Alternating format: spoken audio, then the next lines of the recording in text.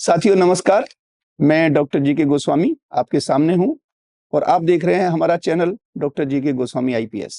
आज हम बात करेंगे राइट टू बी साइलेंट।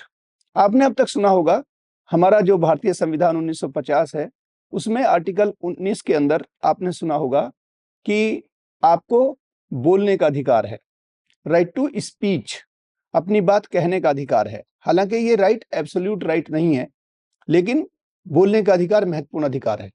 इसके कॉन्ट्रेरी एक दूसरा अधिकार है जो आर्टिकल 20 सब पार्ट 3, उसके अंतर्गत जब पुलिस इंटरोगेशन करती है क्रिमिनल केस का, तो उसमें कुछ प्रश्नों के जवाब ना देने का आपको अधिकार है। इसे कहते हैं हम राइट अगेंस्ट सेल्फ इंक्रिमिनेशन। इसका मतलब यह हुआ कि अगर पुलिस विवेचना के दौरान आपसे कोई ऐसा सवाल कहती है जिसमें आपको अपना अपराध स्वीकृति के गुंजाइश होती है, इसे कहते हैं कि आप कभी भी कोई व्यक्ति आपको अपने अगेंस्ट विटनेस बनने के लिए कंपेल नहीं कर सकता।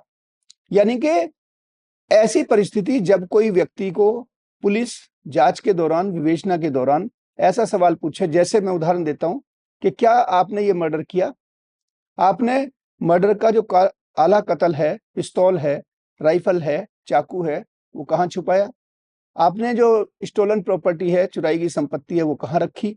तो ये सवाल इंक्रिमिनेटिंग सवाल होते हैं। तो ये प्रश्न उठता है कि राइट टू बी साइलेंट कहां से शुरू होता है। राइट टू साइलेंट वहां शुरू होगा जहां से विवेचक या पुलिस अधिकारी आपसे इंक्रिमिनेटिंग सवाल करना शुरू करे। ये अधिकार किसको उपलब्ध है? ये अधिकार एक्यूज्ड को या सस्पेक्ट को उपलब्ध है। तो इस अधिकार के लिए इसलिए इसका महत्व है कि अगर यह अधिकार नहीं होगा तो पुलिस थर्ड डिग्री के द्वारा आपसे जुर्म कबूल कर सकती है। और इसीलिए साथियों, जो हमारे भारतीय आपराधिक कानून हैं उनके अंदर पुलिस के द्वारा दिया गया जो डिस्क्लोजर है या कन्फेशन है उसकी मान्यता नहीं है। केवल हम सेक्शन 164 सीआरपीसी के अंदर मजिस्ट्रेट के सामने दिए हुए कन्फेशन को ही वैलिड मानते हैं। इन्हीं शब्दों के साथ आप जुड़े रहिए हमारे साथ, मिलते रहेंगे आपसे। तब तक के लिए धन्यवाद, नमस्कार।